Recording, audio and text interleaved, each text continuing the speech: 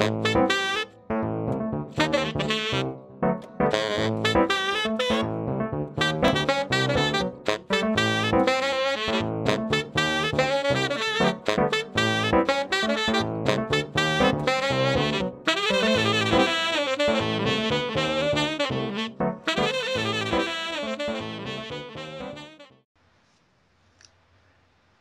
1, Interior, Creative Vibe Studio, Night. Midnight Scribe, host of the tiny Scottish interview show Midnight Scribe's Creative Vibes, puts down his mug of Coca-Cola. It's raining outside. The producer Sugar Dove counts down the time for the recording start.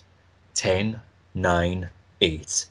He wants to sound professional, witty, and charming. He has to impress his guest. But the countdown continues down. He takes a deep breath. In reality, he knows the best he can do is be audible. The producer Sugar Dove counts down. 3, 2, 1. Hello and welcome to Midnight Scribe's Creative Vibes, where we speak to the best of the bronies and discover what makes them tick. You know, I can't fully believe this, but we're partway through our second season and not once have we ever had someone on the show who's primarily a writer. Now thankfully we can address that today with our newest guest. He's a fanfiction writer in the MLP community and has a name that makes me think he was originally an extra in Game of Thrones. I'm delighted to welcome Novus Draconis to the show. Novus, how are you doing? Good morning. How are you all today? I'm pretty good. I can't complain at all. I mean, firstly, I've just got to say, what a fantastic name that is. Novus Draconis. That sticks out in the mind like nothing else. Well, thank you. Years and years of playing with Latin while not fully understanding it kind of led to that. But I've got loads of questions for you, Novus. Hopefully this will be a good experience and you won't find this too strange. Have you done many interviews before? No, I think it's safe to say this would be my first. Oh, right. Oh, crikey. Well, hey, listen, do not worry, relax. This will be absolutely fine. Fingers crossed, touch wood, and if you've got any gods you believe in, pray to them as well. It'll be absolutely fine. You'll enjoy yourself. But we've got loads of wee questions for you. I mean, the first thing I really want to ask is the fact that obviously you've been writing stories in the LP community and you've done several pieces, but the only big piece that you've completed is The Life and Times of a Westhoof Cadet, which, for those that haven't read it, is a romance dramedy about two flying cadets. But this particular project was quite a big one, but what chose you to complete that one and not some of the other projects that you've been doing, like Reaper Mare? Well, the reason I did Life and Times of a Westhoof Cadet is that I am a huge fan of Chengar Cordath's Life and Times of the Winning Pony and the Winning Verse. If you haven't read that, I highly recommend go forth and read that. But he announced, I suppose it would be almost 2 years ago, that he was holding a special event called Cloudless Month, where participants had to write a short story pertaining to any member of the Winning Verse except the main character, Cloudkicker. And as I chose to take part, I decided to do one of the characters that Chengar really didn't touch upon at all, except for a few scenes, would be Cloud's mother, Nimbus. I always found her to be a very interesting character, and more so that she had little to no development, other than the fact that she's Cloud's mother, is a major in the Royal Guard, and generally has a no-nonsense attitude, which I can respect. I had about a month to complete the project, but it took a great deal longer, much longer than I had projected, and required far more chapters. But that was the main driving force, is that I did want to complete this fic before the month was up. Now, as with the other fics, I have more time that I can play with it, and I really should focus on them a bit more, other than the myriad of other pastimes I have. But I feel I can take my time a bit more with them and develop the story a bit better. Oh, definitely. I mean, that's the great thing about pieces. When you don't have a deadline, you can afford to take that time and have the luxury to kind of, do a piece slower and decide whether it's worth pursuing or whether you need to change certain aspects of it and so on. Because I'm a writer myself, and not a particularly good one, but, I kind of go through the similar process where, you start working a piece and, in my case, I kind of just go a bit random on the keyboard at one point. I'll start at the beginning thinking, this is where I'm going to go, and by the time I finish, I've ended up somewhere entirely different from where I planned. But how do you go about writing a new story? Well, it's I go completely against how everybody, everywhere, I assume, is trained to go with the whole drawing up of Venn diagrams and studying characters and drawing out plots and months and months and months of prep. Whereas I have an idea, I'll sit on the idea for about 6 months to decide whether or not to actually go forward with it. I may throw the idea around with my editors and see what everybody thinks of it, and then I'll simply sit down and start writing. This is both a blessing and a curse, as I can get things done a lot faster, and it leaves me a great deal more freedom to do as I need to, as I feel the story needs to go. But at the same time, it does leave me open to a great deal of writer's block, which is most unfortunate. Which is also part of the reason why I have multiple stories running that are all incomplete, as I find one of the things that helps me to deal with the writer's block is to simply work on another project for a while. And you were mentioning there just briefly about how there's an editing process, because obviously, for those that don't know who aren't writers, before you release something, there's usually a pre-release process where you've got pre-readers and editors that scour the work and point out good areas and suggest improvements. And how easy has it been for yourself to recruit people in the fandom who will fulfill that role, and what kind of critique have you gotten from it? Well, for myself, and again, I can really only speak for myself, I'm a very introverted person. I tend not to get out a great deal and socialize with other people. And I suppose it's more so with, and this is much more pronounced with my writers, or stories, excuse me, with the stories that I feel it's almost as if they are my children. Something of my own creation, something that I'm looking after, and something that I am terrified that somebody else, who doesn't understand the concept as well as I do, may see incorrectly. And it's difficult to find somebody that I can trust to that degree. I found a few people, but as we're all doing this as hobbyists, we are slaves to our own schedules, and can only work as our schedules dictate.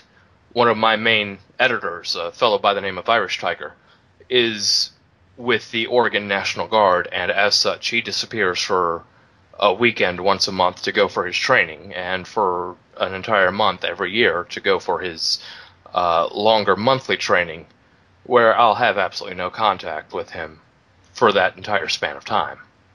Yeah, so you just mentioned there about the editing process and about how obviously it's a much slower process. But in terms of the critique side of things, like how helpful have you found it, particularly in terms of the MLP fandom? Because I've not wrote fan fiction myself for any particular fandom, especially not for MLP, so I'm not quite familiar with kind of how the process is or what the people are like. But how have you found it? Well, the critiquing process is a bit of a grab bag of everything. You'll get people who come in with a simple sentence of, yay, I love this, or boo, this is terrible, go away. And then you'll come in with, have people who come in with an incredible half a story in their own right, pointing out each and every fault that they hated, each and every thing that they loved, telling you where you can go forth and do better, or what to cut out, where to improve. So it's really a roll of the dice. Now, I do appreciate the constructive criticism when it does come in, and I make a point of showing those writers my appreciation, and try to do the same thing when I critique others' works. And well, can you tell me then, what is the fanfiction scene like in the MLP community? Like, because you're far more active in it, like I said, than I am, so you'd be able to have to explain it to me a bit more. Because I'm familiar with film fiction about other fanfiction websites, but I'm not intimate with it. I don't entirely know the ins and outs. I mean, could you explain it a bit to me? Well, like I said, it is a bit of a grab bag. One of the major things about it, and why I have such a love-hate relationship with it, is you'll get some writers who take writing extremely seriously. They will have a laundry list of people that they turn to just for their pre-readers. These are people who don't actually do any editing, but just point out the various bits that you can improve on, what they like, what they dislike. Then they'll have an even longer list of editors. These people who go through and will work essentially as a massive thought group, constant communication between everybody. This has been my experience in editing for others. And it really shows with these better writers' works. Now, you'll also, at the same time, get other writers who come in and put words on a piece of paper and go, oh, look, I'm a writer, and then somebody will come along and read it and go, this makes absolutely no sense whatsoever. And it becomes obvious that these people, and I'm hesitant to call them writers because they truly aren't. They don't take this seriously. It's obvious they don't take it seriously. Even though it is fan fiction and it is something we do as a hobby and we're not paid for, it I also see as a bit of a proving ground for authors and writers. You'll get a sense of what you'll have to do, and a very good sense of how much work it takes to put together a story, even if it's a simple 2,000-word one-shot or a 1,000,000-word novel. So in your time editing other people's works then, have you seen particular short stories or novels that you've thought, you know what, this is actually a fantastic piece that would work even outside of MLP? Well, yes. I don't know if you've heard, but there's a few of the fem fiction novels that have been published in hardcover. Past Sins by Penstroke, K-Cat's very famous Fallout Equestria, and now Chengar Kordath is looking into publishing his own Life and Times of a Winning Pony. And these stories are incredibly popular even out here. I've come across people who have no idea what the fandom is, have no idea what the show is, and absolutely no concept that aside from the old 1980s, 1990s cartoons, no idea that it's even resurrected, and they'll be reading this book. And of course, I'll, silly me, assume they're a brony, try and talk to them about the show, and they'll just give me a blank stare. But they say they like the book. They don't understand about the characters and all the concepts, but they generally like the story. It's very interesting to hear that. I mean, not because of the fact that, you know, they weren't familiar with MLP, but partially because of the fact that I just never knew that there are actually published works out there, hardcover books of fan fiction or people that are in the fandom. I wasn't actually aware of that. But you know, you learn something new every day. They're a bit rare, and they only come out every once in a while. I was lucky enough to get on a list for a reprinting of Past Sins, but you wouldn't expect to be able to go to the library and pick up a copy. At least not at this point in time. Possibly in the future, but certainly not now. Well, who knows? Hopefully we'll see more MLP fiction hardcover in the future, especially if the standard improves with the help of editors like yourself that are able to actually critique it. I mean, in terms of your own work, how would you say you've improved as a writer since starting? Well, I've been a fan fiction writer for about 10 years now. I started when I was 17 years old with just a simple pad and a pen, jotting down whatever ideas came into my head and exploring on those. And looking back on those old stories now, I cringe. They're so horrible. But I've definitely gained a better understanding through my own experiences and through the help of others of story structure, character development. I've learned what to do, what not to do. The hated Mary Sue, I've created those I don't know how many times.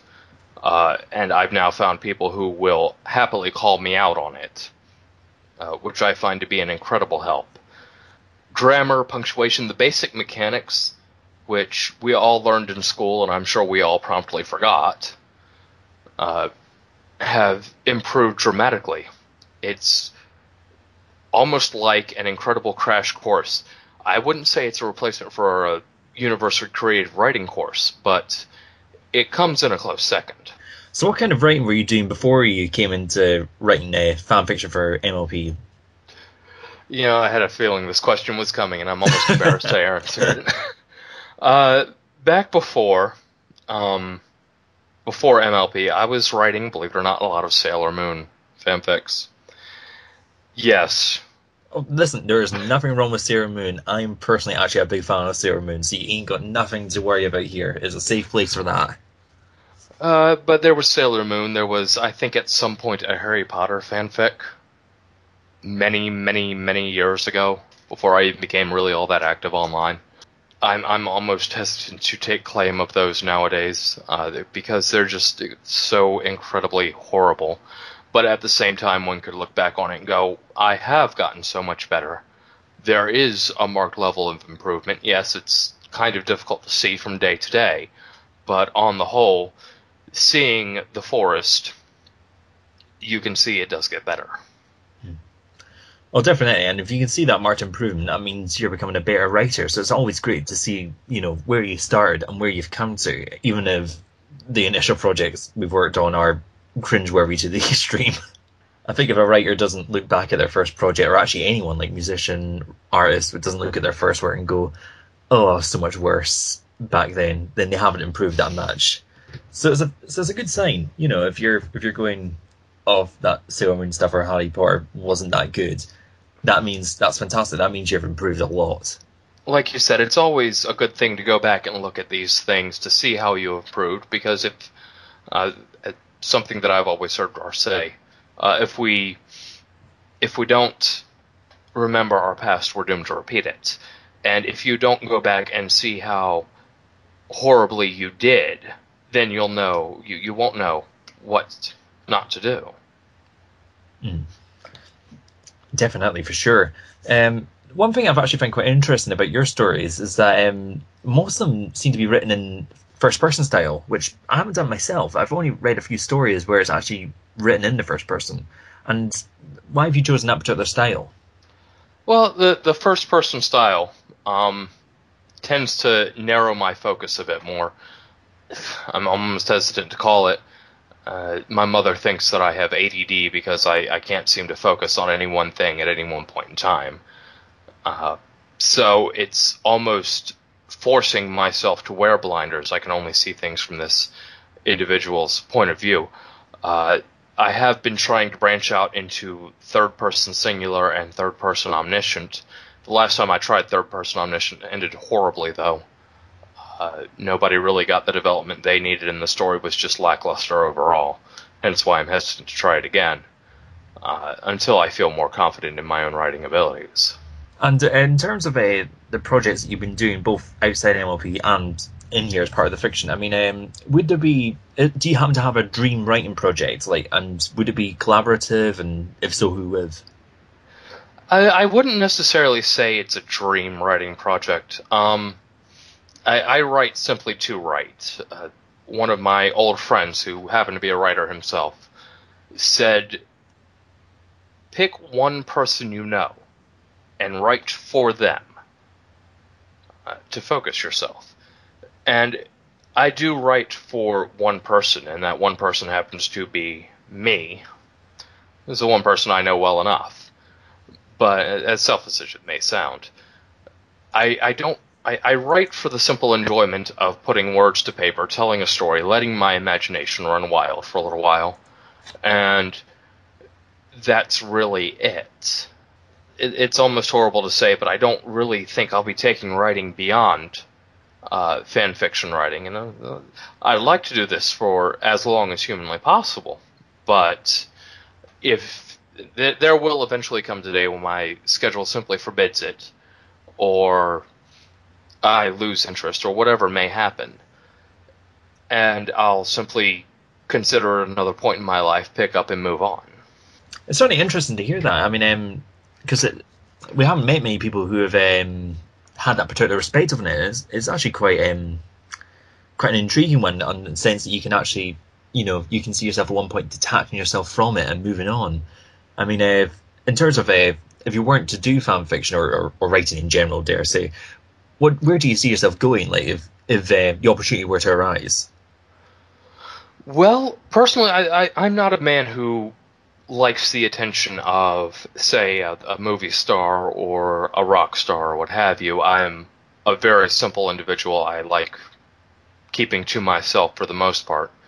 And it's, as such, I really just want to travel and see things. So if I wasn't writing fan fiction and generally stuck in this town where I'm at now, I would certainly try to have my, well, what the heck, a commercial driver's license. Get paid to travel, why not? Exactly. Why not? You'll be able to see the country, see the world. Because that's actually something my cousin does. Actually, he's recently got a job driving sort of delivery trucks. So he goes all around Scotland, so he gets to see all the great sights. Whereas I'm stuck here in my bedroom at 8 p.m. at night. He gets to see the whole country. He gets beautiful sights here in the Highlands. Well, yes, but at the same time, while your cousin gets to see all these wonderful sights, you're stuck in your bedroom talking to somebody half a world away about writing. So there's a plus side to every perspective. Now you see, you're thinking like a writer there. I like that because you're seeing the different perspective. I mean, I'll tell you what. I'm going to drag it back in actually to MLP because that is the reason why we're here. You know, we're all fans of the My Little Pony show. How did you actually come to be a fan of the Friendship is Magic program? Well, at the time I didn't have a great deal of internet and I didn't have a great deal of free time. So I hadn't really heard a great deal through the message boards and social media and whatnot. I had heard that the then fiancé of an old school friend of mine had taken a liking to the show. And me being the big fool that I was back then, the very immature, essentially boy, started to rip into him mercilessly. Oh, you like the show? That's for girls. What are you? What's wrong with you? Blah blah blah blah blah. And after about a week of this, she finally stepped in and confronted me directly. Had asked if I had ever actually seen the show, to which I replied that I had not. So she sat me down and she said, "Okay, if you're going to do this, do it correctly. Watch an episode, watch 2 episodes, watch 3 episodes, however many you feel comfortable watching. Watch them objectively. Don't sit there going in with any prejudice of this is a girl show. Just say, all right, well, this is just a show that I'm going to watch. And then I want you to come back and give me your honest opinion." So this is what I did, and of course me being who I am, I started from the beginning with the pilot episode, which was of course a cliffhanger, which then I saw a link for the 3rd episode, then the 4th, and the next thing I know, it's 6 hours later, and I've gone through most of season 1. Is it? Oh, and I've heard that story before. I finally went back to her, and I said, you know what, I'm going to have to speak with your fiancé and apologize profusely because it's actually a very good show. And I've watched it ever since. Now, this being about a year before I actually entered the fandom and began writing on Fanfiction, I hadn't even discovered it at that point in time. I think I discovered it through a YouTube link, but I'm not entirely sure. Too small of an event for me to really remember. No, that's fair enough. But you were just mentioning there about joining the fandom. Like, what was it that made you sort of do that leap, that you decided, actually, I'm going to write fan fiction for this? Well, like I said, I had written fan fiction for many years, for many different fandoms, and almost immediately from watching the show, I began to have ideas for stories. And they were mostly silly little things that I'll never ever write, and you could never force me to.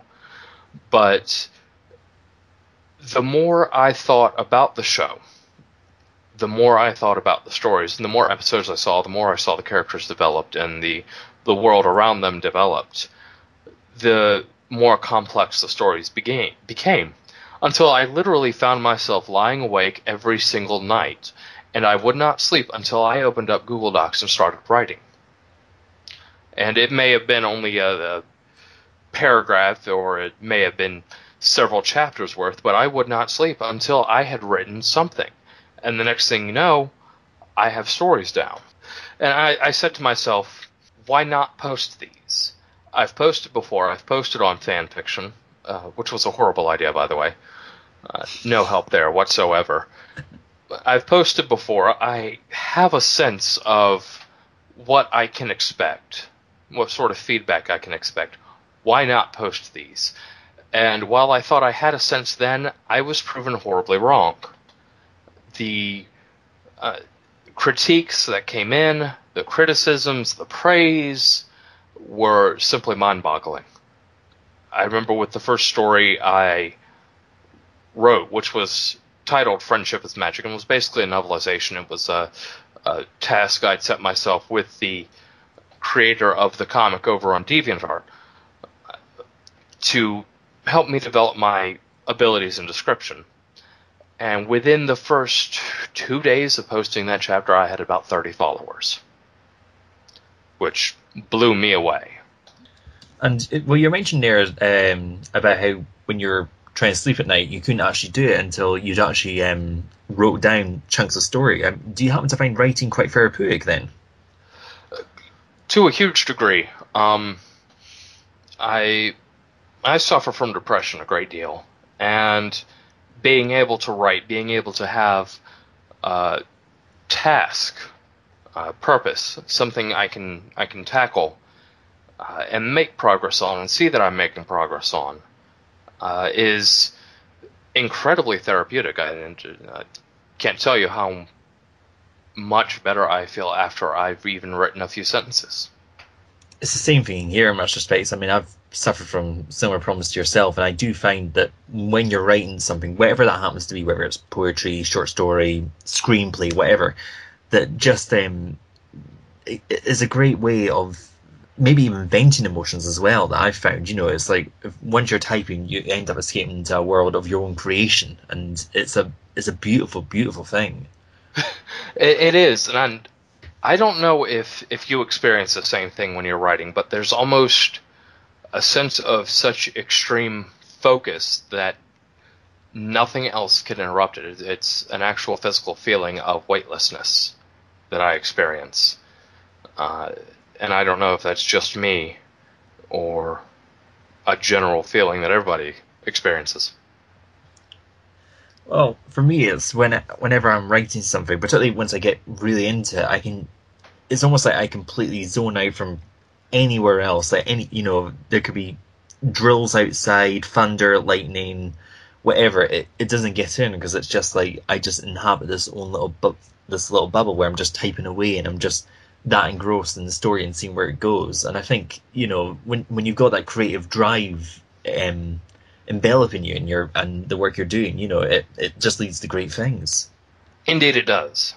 But I tell you what, we're slowly actually running out of time here, so I'm going to have to begin to wrap this up. But thank you so much, Novus, on coming on the show and for being our first writer on the show as well. I hope you've enjoyed yourself here. Oh, it was a great pleasure and a great honor, and I do hope you all have me back at some point. Oh, definitely. Listen, no doubt there. I'm sure Sugar Dove can work the schedules in quite well. She is the master behind the scenes there. But before we wrap up the show, firstly, thanks for coming on, but also, where can we find you? Well, I'm over on Fanfiction, which is fanfiction.net/Novus Draconis. Also fanfiction.net/NeoDraco. Though there may be, and I'm still talking this over with people and filling it out and seeing if I can't find somebody willing to produce this, there may be a YouTube analysis channel coming sometime in the next year. Oh, nice one. Well, I'll tell you what. What we'll do is we'll put all the links in the description below for anything that's there at the time of airing. So if you guys want to go see his fanfiction or his YouTube analysis channel, if it's up, and when it does come around, if you let us know, we'll pop it in the description so you'll be able to see everything that he's up to. But for now, it's the end of the show. My thanks to Novus Draconis for coming on the show. My thanks to you guys for watching. It has been a pleasure having you here watching us. If you want to get in contact with us, of course, we've got our Facebook page at Highland Bronies and our YouTube channel at Highland Bronies, where you can watch this video right now. And of course, our email's there, so you can get in contact with us if you've got any constructive criticism. Perhaps if you've got any questions for Novus Draconis, we can fire them onto him. And if perhaps you're a creator yourself, or you're a writer, musician, artist, live streamer, podcaster, whatever, if you're interested in being interviewed as well and you think you've got an interesting body of work, get in contact with us on the email and we'll see what we can do if it turns out there's enough there for an episode. But we shall wrap it up there for today. Thanks to you guys for watching. It has been a pleasure. And the final word from Midnight Scribe is, as always, please subscribe.